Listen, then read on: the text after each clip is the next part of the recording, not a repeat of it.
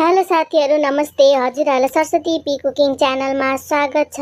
आज चाहिँ म हजुरहरुको साथमा बबको भुटनको रेसिपी लिएर आएको छु। आशा गर्छु हजुरहरुलाई भिडियो मन पर्छ र मैले चाहिँ यहाँ भुटन बनाउनको लागि प्याज काटेर लिइसकेको छु र भुटनलाई पनि यहाँ मजाले धुएर सफा पारेर लिइसकेको छु र अदुवा, लसुन, टमाटर र सुकेको खोर्सानीको पेस्ट पनि बनाएर लिइसकेको छु र कराई मजाले तातेपछि तेल हाल्दिनु पर्छ र तेल तातेपछि चाहिँ पाँचफोरनलाई रातो हुन्जेल भुट्नु पर्छ र मैले चाहिँ यहाँ दुईटा तेजपत्तालाई पनि हाल्दिएको छु र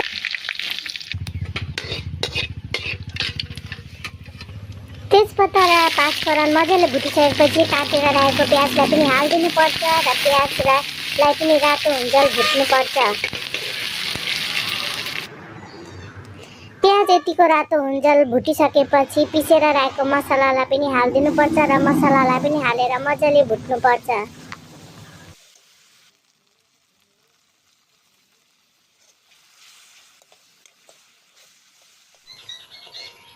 बेसार, रातो खोर्सानीको धुलो, जिरा धनियाको धुलो र स्वाद अनुसार नुन हालेर मसलालाई मजाले भुट्नु पर्छ। मसलाबाट तेल छोडुन्जेल मसलालाई मजाले पकाउनु पर्छ र हेर्नुस् त यहाँ मसलाबाट पनि तेल एकदमै मजाले छोडिसकेको छ र हाम्रो मसला पनि एकदमै मजाले पाकिसक्यो र धुएर राखेको भुटनलाई हालेर मजाले चलाइदिनु पर्छ।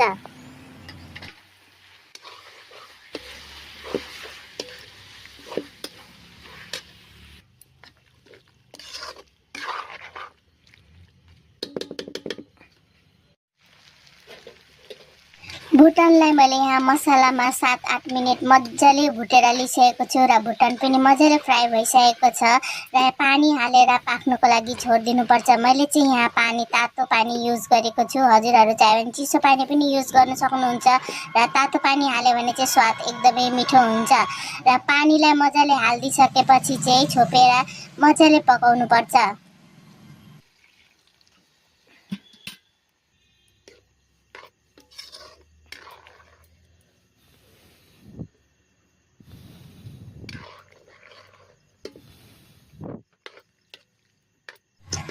भुटनलाई चाहिँ मैले यहाँ छोपेर एकदमै कम्ती आगोमा 20 मिनेट मजाले पकाएर लिइसकेको छु र यतिको भएपछि हाम्रो भुटन पनि रेडी भयो र म चाहिँ यहाँ हल्का ग्रेभी नै राख्छु। हजुरहरु चाहे भने सुखाएर पनि लिनु सक्नुहुन्छ र यतिको ग्रेभी भएपछि निकाल्दिनु पर्छ। र हजुरहरुलाई आजको भुटनको रेसिपी कस्तो लाग्यो प्लिज भनिदिनु होला र मेरो भिडियोलाई लाइक, कमेन्ट, शेयर, सब्स्क्राइब गरिदिनु होला र फलो पनि गरिदिनु होला।